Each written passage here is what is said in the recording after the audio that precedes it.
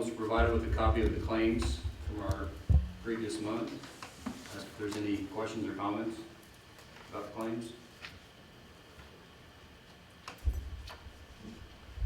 Ask for a motion. Make a motion. A motion from BJ, is there a second? Second. All in favor, please say aye. Aye. Is there anyone signed up for public comment? There's no public comments. Moving on to, we've got two presentations for facade improvement grants.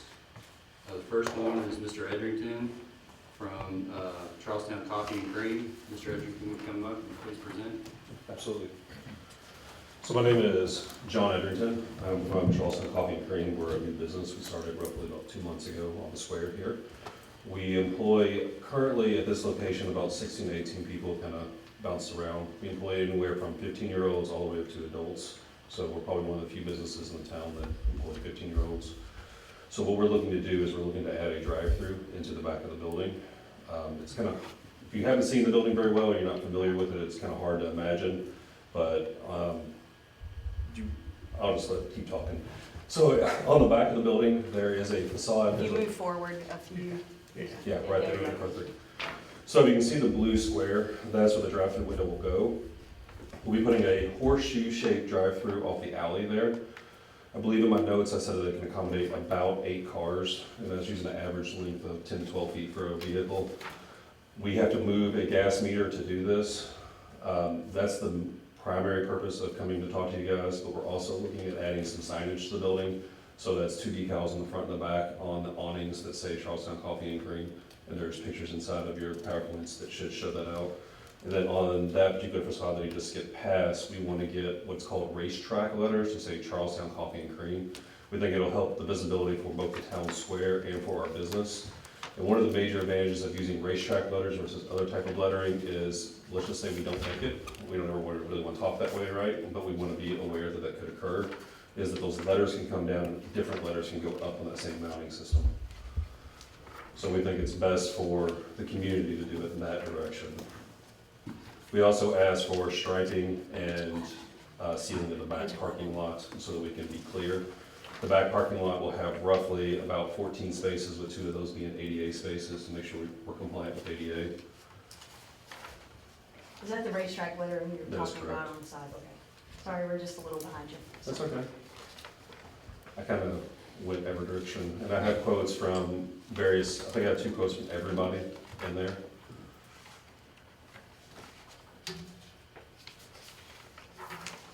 And we've, the normal process, I know it's been a little bit since you've had one of these, might have been the end of last year, beginning of this year, but Mr. Edrington completes his application, sends it to the Planning and Zoning Office here at City Hall. Tony Jackson reviews it.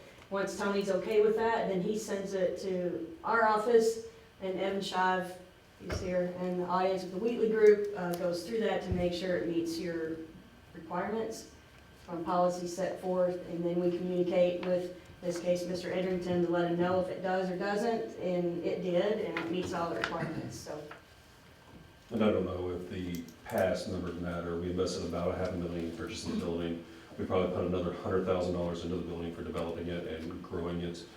I should also mention that if we get the drive-through and it stays busy, we'll employ probably about 3 more individuals at all times for that drive-through.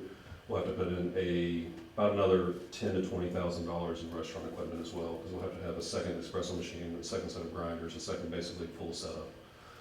And if you go to any of the very popular coffee establishments, they all have drive-throughs for that reason. A lot of parents don't want to get out of their car with kids. It just makes everything better, and we think it'll bring a lot more visibility and something to the square.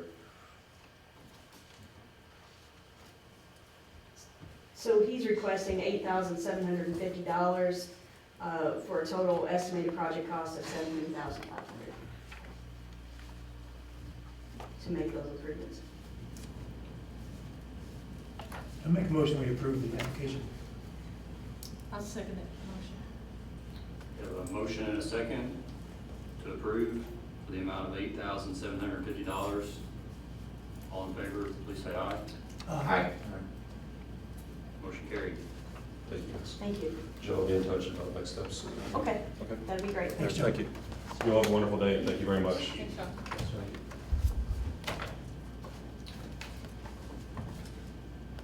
Our next presentation for a facade and grant for 320 Main Cross is Bella Snelling. Yes. Can you please come forward? And while she's coming up, you may be familiar with Ms. Miller, that she had applied for funding before, but for a different building. So this is a different building that she's looking at now that she owns. Yes, I just want to replace my old roof, new replacement of roof for 320 Main Cross. Is that the building next to your other office? It's my office, yeah. Okay. Yeah. Next It's to- next to that building, Okay. yeah. Yeah, it's leaking, I've been just repairing all this time, so it's tired. It's not new, Okay. it's, you know. And she's also provided the proper information to Tony and then to us. And so we reviewed the quotes that she submitted. And there may be, originally when we discussed this, there was some, they won't know until they start looking at the roof whether there might be some additional, maybe replacement wood or some type of materials that need to be replaced. They won't know until they get into that, so it could be that this could be a little bit more than what, but this is just an estimate based on what they've given her.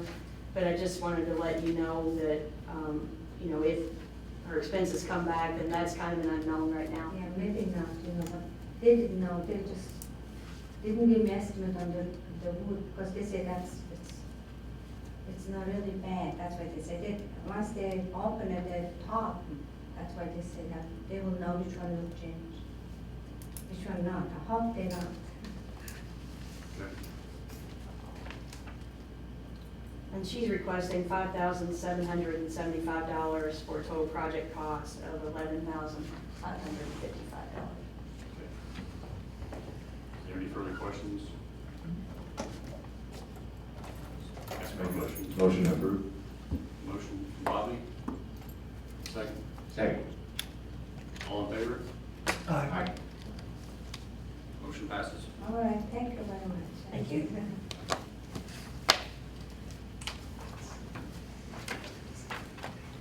Jill's going to give us an update on the 2022 annual report. Okay, so this is one of their requirements. You have redevelopment and TIF districts, then you're required to do a public presentation. Yeah. I know you've been waiting all year for this. Yeah, we have. It's new for Bobby, though, he hasn't had to do one before, so. And that was sent out in your packet, but there's been a lot of activity, and I want to thank Evan for helping put this together, because there's a lot of, you guys have been very busy last year, and sometimes I forget all the things that you've done until we go through this report, so you can go on ahead whenever you're ready. Thank you. So the first page just goes through the commission members. So we started out last year with Donna Ennis as president through July. The mayor then took over from August to December of last year. Vice president was Derek Combs, secretary BJ Steele, and then John Spencer was a member, as well as Shelby York for the first part of the year, and then Benita joined us last year. And our advisory member from the school board, which that's the school board can appoint an advisory member, a non-voting member, was Kathleen Hutchinson. You can go on ahead. This is just an overview of your economic development areas. This is the Central Charlestown Economic Development Area that was established in 2005. Contains 325 parcels. And this is one of the TIF areas where you can capture the increment on that, and is what we've been using mostly when you look at your fund reports. You'll see the Central Charlestown TIF there, and where most of the money has been, that's okay, you can go ahead. Most of the money has been accumulated. This goes on again, Central Charlestown TIF, where it was expanded several times. And if you go one more, that might be the end of the central, okay, so that was the end, we have 800 and some odd parcels. We did some work to that last year, if you remember, we did some de-tiffing and re-tiffing, which I'll go over in a second. So you also have an Indiana American allocation area, which when the city sold the water system, then we were able to do something that's, I don't know if this is the technical name, but a spider TIF, to be able to capture the increment on the sale of that water system, since it is in a private hand, so to speak. So we get some funding from that. Those are all, you'll see all of these in your fund reports as well. The Renaissance Project, which is where ARC has developed here on the corner, the apartment buildings, and then they're in the process of Renaissance 2, was established in 2019. And then last year we did the Depot Street TIF, which is the future site of Forest Edge, and then Shadow Lake Economic Development Areas, both last year. In Shadow Lake, it originally was part of the Central Charlestown TIF, and so we went through the process to de-TIF that and then re-TIF it as the Shadow Lake Economic Development Area. And again, the increments only collected on the difference in the assessed value, and we have a graphic to show how that works. The overlapping taxing units for the city of Charlestown are Clark County, the Clark County Solid Waste District, the city of Charlestown, Charlestown Clark County Public Library, Charlestown Township, Greater Clark County Schools, and Charlestown Fire. So those assessed values would normally be passed through to those taxing units, but right now the TIF is capturing the difference in the increment. You go ahead. This is just some basic TIF mechanics. My very basic explanation of TIF is, if not for this TIF or us capturing that increment and using it to do these investments, Shadow Lake for an example, well, Depot Street might even be a better example. If not for us capturing that and using that money and those bonds and that investment, then we would not, those things would not happen. So this takes you through when it was created. There's a base assessed value for that, and that stays the same and still passes through to all of those taxing units we just talked about. But as new development comes online, then Redevelopment Commission captures that into those TIFs and can use that to do what we're doing in both, which is bonding for additional improvements. So when all of that runs out and we get to the end of that 25-year and the termination, then all of that money then passes through to all of those units. But if not for that investment in that TIF, then we wouldn't have that increment that would pass through to all those units. And I think that's very prevalent in Shadow Lake. If we weren't able to make those infrastructure improvements to support that, that wouldn't exist. And the same, especially with Depot Street, with that property. So you can go ahead, Charles. Thank you. This then runs through each of your TIF revenues and expenses. So up until last year, all of your TIFs were in one fund, Central Charlestown TIF. They just had never been broken out, and we started that process in 21, but it didn't take effect until 22. So that's why the revenues for this, and it is your largest TIF area with the most parcels, is a little bit higher in this one, or it has been in the past, and that's why the fund balance is what it is. So this shows your expenses. These are expenses that were also reported to Department of Local Government Finance, which you're required to do in April, and the Clerk Treasurer's Office did that. So this comes directly from that report. So you, at the end of 2022, you had a balance of about $1.5 million, and you collected $843,000 of increment there. This is the Indiana American TIF. Your 2022 revenues were $506,000 on that TIF. I think the previous year in 2021, that was down a little bit. I don't think the county had actually billed Indiana American for their portion of their tax at that point. So this may be a little bit more last year than what we might see in the future because of that, but it should be close to that number. You go ahead. North Park Hospital, again, this is a, not necessarily a good example, but it shows that, you know, how this works. So the assessed value was what it was. There really haven't been that many improvements, so what has increased in assessed value that you captured last year was $3.12. As that moves forward and they redevelop that, then hopefully that number will go up.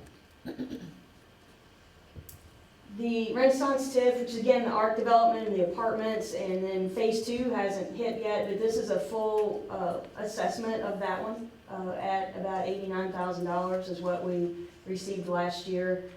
When the second phase of that is assessed, we probably will realize that. Depending on when they're finished, it might be 24, it might be 25 before we see additional revenue for that one. And this is, oh, which one is this? This is Depot Street. Sorry, we didn't label that one and I missed that. No, that was That the was- general TIF fund from Thank last you. year, that they took everything out Gotcha. and dispersed it into all the different accounts. As there was one fund, and then they created, the clerk treasurer's office created separate ones. Thank you, Evan. You're welcome. Here we go. This is Shadow Lake.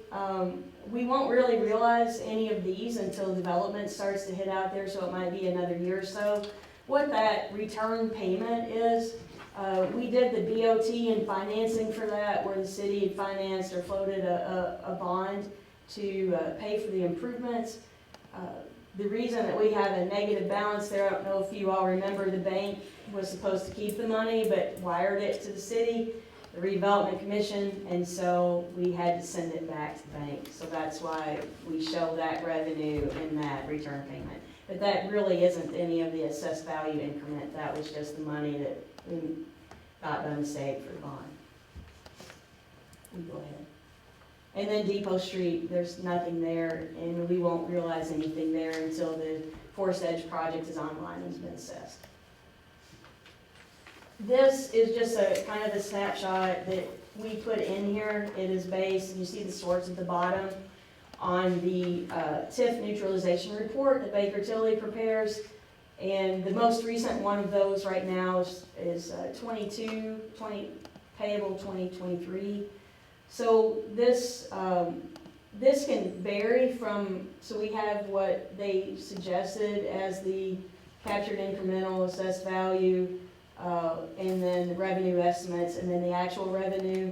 And some of that difference can be from, I believe that this one was that difference in what Indiana American had paid, but paid a little bit late because they didn't receive the bill. And then these can fluctuate, so that page 23 projected revenue estimate of 1.4 can fluctuate depending on, you know, if people actually pay their property taxes and such, because you don't get that revenue if they don't pay their taxes. You can go ahead. This goes through the highlights, activity highlights of things that you've done. We've got the Renaissance 2 project going. Also, we've been working with the Charlestown Flats development there at 101 Market off of Pike Street. I can just give you the report on that right now. Well, I'll give you that update on that one, but worked with them. They had ready funds at that point in time to do that project. We did the Depot Street TIFs, started working on redevelopment with that, with engaging some contractors to help with Madison Street, working with the city to apply for community crossings funds, getting ready for that, for other things that will support Forest Edge. We utilized the build, operate, transfer to relocate wastewater utility lines that would be in conflict with Forest Edge, and selected a developer to do that. You can go to the next page. We continued the facade improvement program. Also worked, as I said earlier, about the de-tipping in new tip district for Shadow Lake. The next one talks about the Shadow Lake development and us doing the build, operate, transfer and participating in $4.5 million towards infrastructure improvements for that. Next one. We worked with Mrs. Kleiner to finalize that transfer of the donation of the property out at Shadow Lake Park. And we also accepted some approximately 7 acres adjacent to the dog park from Rick Wheeler, and fielded a number of requests from single-family, multifamily, commercial, industrial prospects all last year. Future activities, the partnership with Dan Christiani Excavating, and Shadow Lake Development there, and the plan for Shadow Lake Park. I'll go to the next one. And then the Depot Street project for Sedge, multifamily project, worked on that last year, continue to work on that now. Facade grant program, we continued that. As of last year, you approved 10 projects. And there's just some photos of before and after for those. We tried to pick the most transformational ones to put in that, which I kind of forgot what the big G place looked like before. It looks so much better. Sorry, Charles. And then the 101 Market Street or Charlestown Flats.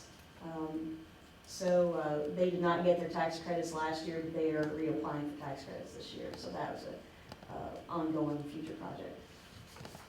I think that might be it. Do you all have any questions? I went through that fairly quickly. Do you all have any questions about that? No, it's a good presentation. I appreciate that. You always spend a lot of time making it nice and. Try it. I don't know about Evan, but I feel like you guys did a lot. It doesn't look like it even, I went through it pretty quickly in that presentation, but you did a lot of heavy lifting last year. So I'm proud of that. Hopefully you guys are too, that we're moving forward, so. Thank you for that presentation, Joe. All right, now Jill's up again with the consultant report. Okay, we still are talking with a variety of commercial residential developers, and just looking for opportunities, for the city and for them. The industrial park fire suppression. The last I reported that has, the test for that has not been rescheduled. We had turned that over kind of to legal counsel to move forward with that, as Indiana American wouldn't allow the city to test. We have a little bit of a development on that. And with legal counsel, there's a potential conflict with our redevelopment counsel. So we're trying to resolve that conflict, but it's important that we keep moving forward with this because this has been something that we've discussed for some time.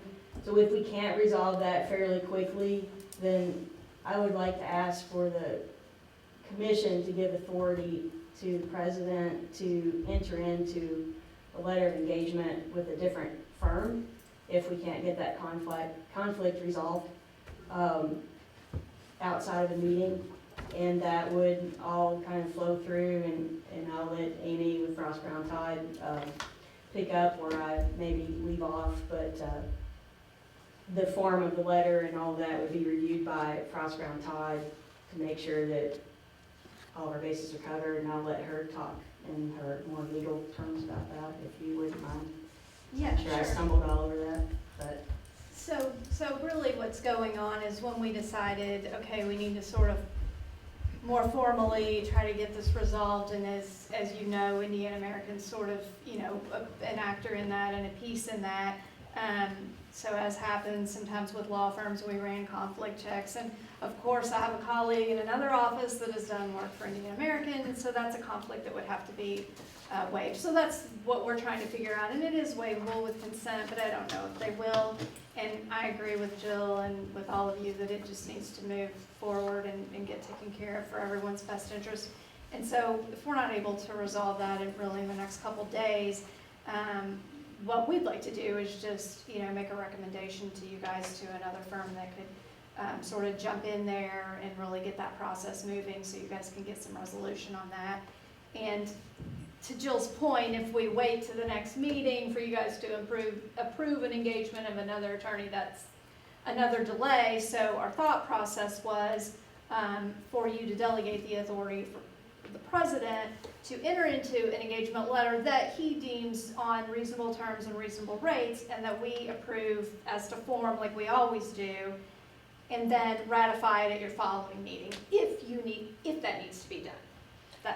I make a motion that we grant the president authority to. Is that not something that we can just use our city attorney for?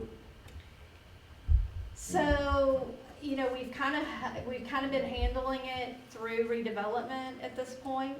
I mean, that's something that we could explore, but You can, but the contract for him is covering for the other stuff, and so not for you would redevelopment, still have to engage a letter with him to pay his services for this out of this. through Through redevelopment. redevelopment, Yeah. not out of the general fund. I thought he was on like a retainer, monthly retainer, so it's whatever tasks monthly, or billing monthly would. Well, but he'd be And doing I that think for the the city. engagement is probably for the city, not for the redevelopment, where our engagement letter is directly with you guys, and I feel like this firm would be as well. It's not overall in like the city blanket. No. It's two separate funds, BJ, so his comes from the general fund, and we have allocation for that every month for board of works, for city council stuff, and for that overall stuff. But then the redevelopment, since it's a different unit and different fund source, the legal fees are paid out of this instead. That saves the general fund for his other work. So his retainer was So we would have to under basically the like- understanding that redevelopment had its own attorney and that the sewer board had its own attorney. Right. I didn't know if it was just as simple as like redevelopment, pays the city back for whatever that is, the cost is, but I'm just trying to Yeah, simplify. he could be used, it's just that you would still need to do a letter of engagement with him that said whatever For rate these that was services. from here, because his flat fee is a monthly flat fee just for the services for those city offices that he serves. So Mhm. he would require more payment for this, because it would be additional work from what his contract has approved. Right. So it No, would still have to be paper, so it'd still be an engagement letter, it would just be an addition.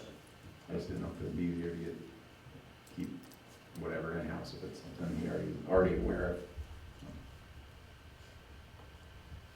Let's simplify stuff. Well, and I think it can, we still have to sign a letter of engagement with him separately, so. And so again, I'm not really making a recommendation for him or any other firm, we just wanted to at least have a process approved so that you guys could keep moving. Mhm. So I think there's a motion. We have a motion, is there a second? A second. All in favor? Aye. Motion passes. Thank you. Charlestown Flats, so I think I reported last month that, due to time constraints on the expenditure of the ready dollars, that the Flats project, because they did not get their tax credits, they didn't have the match to support the rest of the project at that point in time, that they graciously, agreed to ask the RDA to turn that money over to the city to use for a sewer project. And they did that, the RDA did that, so the 2.4 million went to the city for use on the wastewater plant project. Being the Marion Group, is applying for, that same tax credit again this year. So, we've offered to update the letter of support that came from the mayor, if that helps their application. So that goes in this fall, so hopefully by the end of the year, beginning of next year, we'll know if they get their tax credits or not. They were given some letter by the Indiana Economic Development Corporation, who is in charge of the existing ready funds plus the new ready funds, Ready 2.0, that the legislature enacted in their last session. But they couldn't really, they sent a letter of support saying that they would assist them in some way or another, but they can't commit funds that haven't really been. They haven't decided how they're gonna spend the Ready 2.0 and who has the authority to commit that at this point in time. So there is a letter that, of some type of assurance that they might be eligible for some additional dollars, either through Ready or IEDC programs, but they haven't, no one's committed anything to them yet. The restaurant revolving loan fund, so, I know that the mayor proposed to the council, just in theory about doing that, and I know that the attorneys for the commission and the council are coordinating to get some language together for those enabling ordinances. That would be the next step for the council to, then take action on. And Springville Manor, we continue to work with the commission's attorney to find the appropriate way. We have delved into the records, and it looks like there are two households that will need to have some interaction with them sooner rather than later. And so we're still working on the proper form, and you should send that as well. Hope to have a resolution of that in your next meeting. I've given the annual presentation, and we've updated your cash flow, commission's cash flow related to the current and proposed projects. And right now, you're in good shape with regard to that. So that's my report. If you have any questions, I'd be glad to try to answer those. Are there any further questions? Thank you for the report, Jill. Next up, Depot Street Revitalization Project update. So development update for that, we are still marching towards financial and the property closing and financial closing on the bond for June 15th. We're working out, the financial team is working out some issues there. Denton Floyd has assured us that they will be ready to close on June 15th. So hopefully that will happen, and we keep moving towards that. The utility relocation BOT, you were given in your packet a report from DC Develop, which has some of that about Depot Street, Forest Edge on the back page with some pictures. The sewer installation is complete, and I think they have a couple of weeks yet until they test that system to make sure it's working properly. So, and then the Madison Street update. I know that the H&B representatives were not able to be here tonight. One was on vacation, and another had a conflict. But they have met with the mayor and talked to her, and have put together kind of a ballpark estimate moving forward, and they're gonna start, looking at the design and coordinating with Denton Floyd to make sure that everything's gonna match up. And then I feel like in their conversation with them that they'll be, may have something to present in the next month or two, but they need to really work with those property owners on the street. So we're not in a big hurry to get that done, so we just want to make sure that it's done and at the time that the Forest Edge project is done, and that they coordinate the timing of that, so we don't have a brand new road constructed that they're gonna run their construction vehicles over and things and tear it up. But so they're hoping to be ready to do some type of bidding at the beginning of next year. Thank you for those updates. Next up, Shadow Lake project update. Josh Hillman's actually here, and he's agreed to give the update, so thank you, Josh. Evening, thank you all for having me. I know that quite a few of you all had the opportunity to come out to our hard hat tour about 3 weeks ago, so thank you all for being there. I think we had about 50 people total, so we love the opportunity to share with everybody what was going on at the Legacy Complex and the maintenance facility, as well as Shadow Lake. So both of the buildings are moving along quite well, and you'll see AML and Cutter are competing to see which can go faster. AML appears to be winning. So. Shadow Lake itself, we're getting ready to start storm sewer construction here in the next week. Structures are getting delivered this week. Pipe is already on site. If you were on site, you saw that the road is cut in. Most of the roads are cut in, so we'll have a little blasting going on over the next few weeks as we're getting into some rock in the storm sewer. The basin behind Woodford is in and taking grass. We've been working with a couple of the property owners trying to make sure that everything behind their property is taken care of with the drainage project that we did. But the project's moving along, so I'll be glad to answer any questions.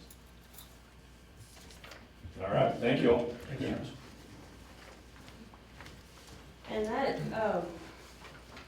is being handled through a build, operate, transfer, and I do get copies, well, two things. One is you have engaged, HWC to do an inspection on that work, and so, Tony Jackson and I get weekly inspection reports from them. And then if anybody ever wants to see any of those, then I'll be glad to send those to you.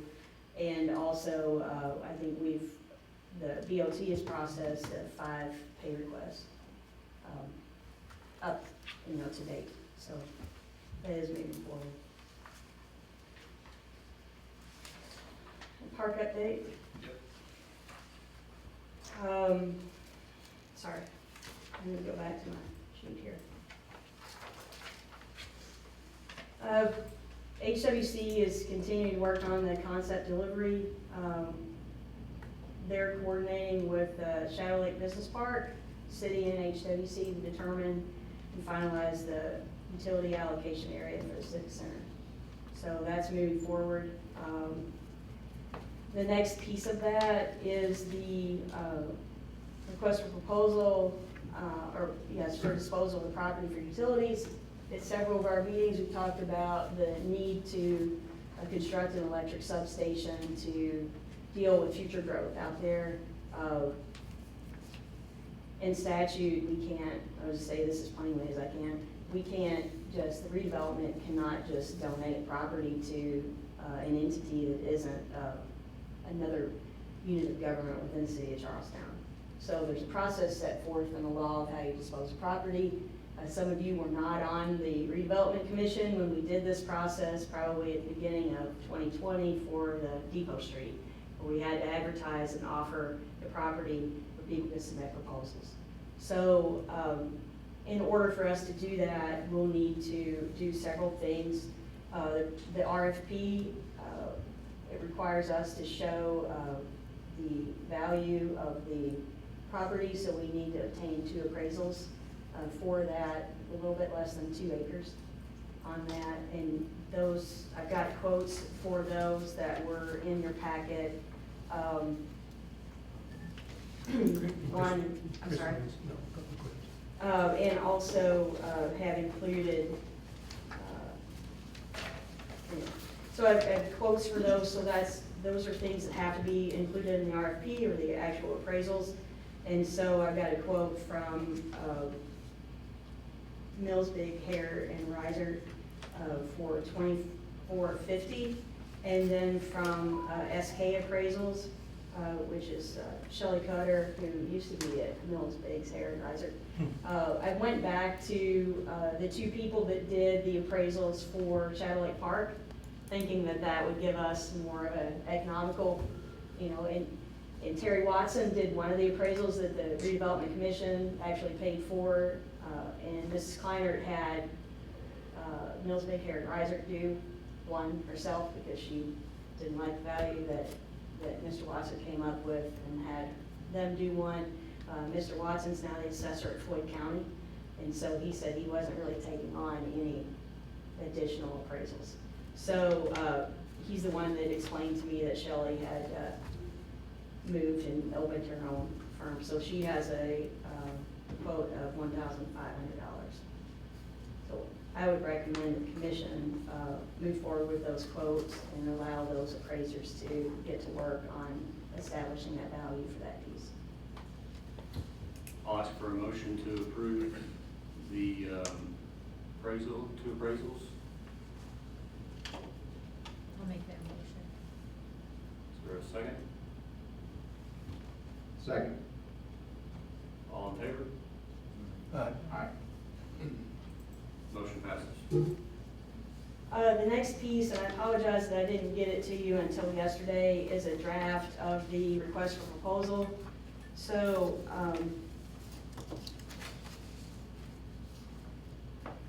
so this is something that we will send out and advertise according to statute, and will allow people to respond to this. The proposal says what we want on that property, which is an electric substation, which I know sounds odd to be doing a proposal for an electric substation, but this is the process that we have to follow. I think we'll allow about 15 days to have people respond to that and get whatever proposals we're going to get in prior to your July meeting, so that you can take action on that at your July meeting if you get any, or, you know, there are various options available to you once you get them. If for some reason someone was to submit something for something other than electric substation, then you can always reject those proposals if they don't meet your requirements. But this RFP states, will have the appraisals attached to it, and it will state what, you know, you're asking, so to speak, for the property. Something that I haven't filled in yet on the back page is just when they're gonna be due,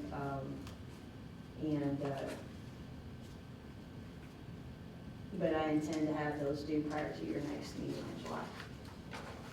Once we get the appraisals, we can send that out and I'll fill in that date. I just wanted to get your approval to go through that process, and if you approve this and kind of inform, this is similar to what was used at Depot Street, but it is definitely pared down. That one's a lot more complex. So I make a motion that we approve the request for proposal as submitted to us. Motion second. Second. All in favor? Aye. Motion passes. Sorry, I'm gonna have to ask if you did the motion in a second, but I need to find that. Got too much here. Okay, sorry about that. John and BJ. Thank you. Okay. Family Activities Park. Too many papers. There we go. I know that the Board of Works received bids for that. And last we discussed, we've allocated $250,000 towards that project, and that the Board of Works was going to handle all the procurement and such. And so those were advertised and opened. There was one bid received, and the Board of Public Works is set to formally approve that tomorrow. So, and then the Parks Department will continue to look for the items, the furnishings and non-constructed related materials that they were going to procure. Mayor, do you have anything you want to talk about with that? Okay. So we're on track there. And the bid received was good. Yeah. It was, you know, within our budget, so. Good. Corridor study, so, United was not able to be here, this evening, but, I think I have attached, maybe I didn't. They sent me a report, and I put it in my report, that they've completed the data collection phase, which they wanted to get done by the end of the last month, and then they're, going to analyze that data over the next 30 days or so, and then give us an update at the next meeting. Okay. And then the last is Greenway Park Bank stabilization. If Mike's still here and wants to give an update, then that would be great. If not, I've got something in my report. Sure. Good evening. Let's see, construction plans are 90% complete. We will go ahead and email you guys PDFs to take a look at the complete set. We have sent out a request to the Endangered Species Division at DNR. We sent that back in the middle of April. We got a response back from them in the middle of May. The next step after that, then we have to submit everything to Fish and Wildlife, DNR Fish and Wildlife, so we submitted that on May 19th. And then once we get that back, then the entire permit application will go to the construction and floodway permit will get submitted to DNR. So multiple steps to get the permit in. We expect to get that back in the middle of June. They typically take about 30 days to respond. Other than that, the next thing to do will be to get permission from the board to put that out for bid. So once we get the drawings to you guys, if we need to have a meeting to look through them, we can do them at this meeting, whatever you choose. And then it'll be time to put it out on the street. Excellent. Thanks, Mike. Yeah. All right. Thank you guys. Have a good evening. Thanks, Mike. New business, we have consideration for resolution 2023 R2. And this resolution is something that we consider every year, and I think it's by July, or June 15th, that we have to notify any of those other taxing units that were in the presentation if we're going to pass through any of the excess assessed value. And this would be for 2023 pay 24 taxes. At present, in looking at your financial information and what Baker Tilly has provided and the projects that you have moving forward, we feel that you don't have any excess assessed value to pass through at this time. And that's what the resolution states. Then the next step, if you approve this resolution, is that I have a letter for the commission president to sign that then is sent to all those taxing units via certified mail, just notifying them. Ask for a motion to approve resolution 2023 R2. I'll make that motion. A second. Motion and a second. All in favor? Aye. Aye. Motion passes.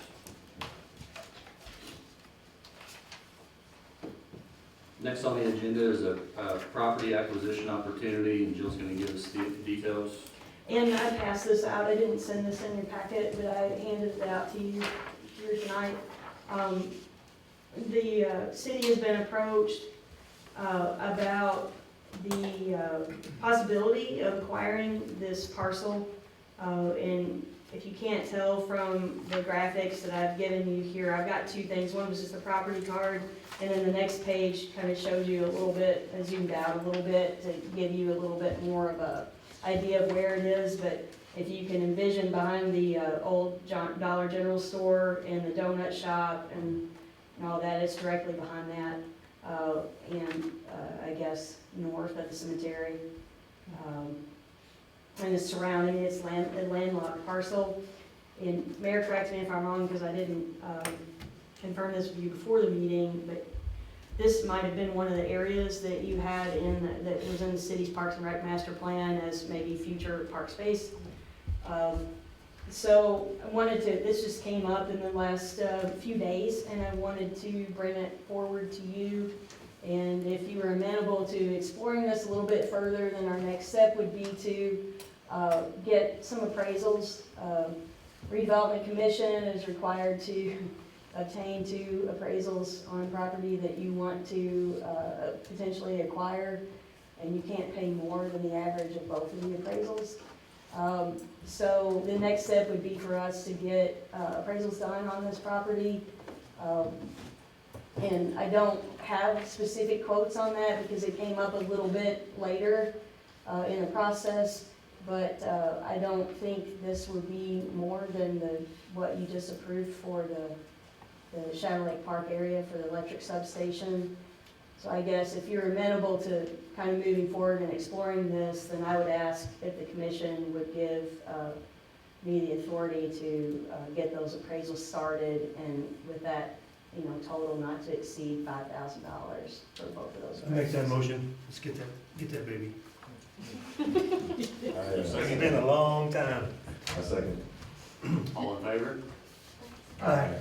Does the city own property that touches any of it? No, unfortunately, according to, now GIS sometimes is wrong, Mm-hmm. but all of the adjacent property, the church owns, the Baptist church owns that parcel between the Family Activities Park and the landlocked area, along with north of that, where there is the actual church and parking lot behind that, not north of that. I guess that's east. Sorry, I'm looking at this and thinking north is up. So, no. If you look at the GIS, Mm-hmm. and if you believe that it's correct, then no, there isn't. The city doesn't own property directly adjacent to that. But we thought we would at least go through and see if we could negotiate a reasonable price, and then kind of work through some of the other things that we would need to work through, and do some title work and some other things to move through the process. Mm-hmm.